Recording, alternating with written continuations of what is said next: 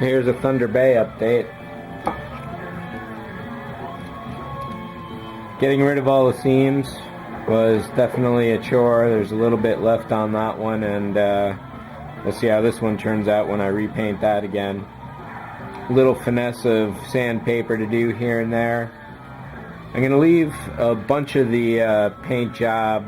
You can see there's a layer underneath here, and up in there there's a nice big chunk. So this is basically going to be wrecked. It's going to be modeled after the Edmund Fitzgerald freighter that went down in the Great Lakes. But as the Edmund just barely made it to Whitefish Bay, this will be the Whitefish Bay, having been wrecked somewhere in the asteroid belt on a run somehow, somewhere. So I'm going to leave some apparent damage up here.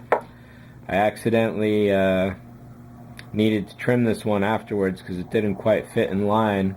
Couldn't peel it off again because of the glue, so I just started nicking that up deliberately.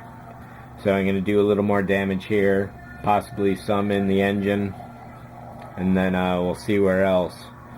This piece, I didn't know where it went initially, so I was just looking for a good place to put it, and in context that's not too bad, but it does belong up here actually. The rear engine got these three parts, and I think that was it for additional pieces. So cutting all 10 of these wasn't too bad. I happened to have a strip that was the exact length, so it was just a matter of trimming the width once I got one master. From there I just hand trimmed each corner, which they're definitely not identical to each other, but they came out pretty good. What I should have done was lay out a roll of tape along these three, because these are originals. Getting a straight line going all the way across would have at least allowed me to get one dimension out of the two, even if these aren't the exact same length as the originals. Getting a baseline along each line would have been nice. I didn't do too bad overall. They're pretty much in line, but just that little extra dash. So next time if I ever build yet another one of these, I'll know about that. So I've got an idea for the scale. Whether it's going to be true or not, I haven't figured that out exactly, but basically just like the Fitzgerald, there'll be some bridge windows coming across here. I'm going to do some panel lines in, real simple ones, so kind of mimic the look of plate steel. There'll be a couple portholes here and there. Probably put some in the body up front.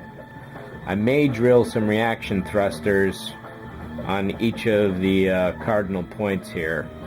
It'd be a maneuverability thing, and basically they should be there. Should also put some in the back somewhere, but we'll see about that, and I don't know if I want to damage the nose up. I've got a space shuttle model, so I'll look at that, because those actually have the RCS drilled out of there. See how aesthetically that looks, and then I'll go from there. I managed to get the petroleum sealant off of the piece by just washing it a couple times. Like I say, there's a little light sanding here and there to do. The tower will be white. This body will be red out to here, the maroon red. I'm thinking about doing company colors going across the top and the bottom. On a lake freighter, the company colors go on the smokestack, which is kind of the engine, so, and if this is mostly the hull, it should work out. I may do some white here to go with the maroon, haven't decided about that. I do need to greebly up down here and do a little back there. I know I couldn't get that seam filled with the sealant stuff. I'm going to drop a little piece of styrene that's going to be cut to match this, so it just looks like it goes into the wall, and it should hide the seam that goes along there as well. I don't think I need to do it on the bottom, but I may have some kind of pipe coming along there, or we'll see. I think that'll be a free-for-all sort of thing. I'm trying to get the sealant out. It looks like I damaged a little of this fine grill work, but that will not be a problem because I can just put a little meteor hit right there. That side came out good. But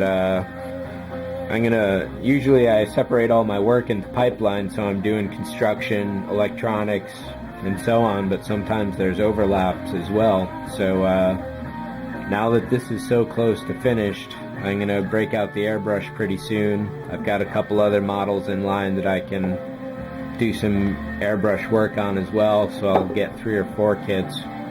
The Santa Monica is going to take a long time, so that one's in the same stream as the Eagle transporter command bridge scratch build. And then if I have any other scratch builds going on, those will all get done together simultaneously.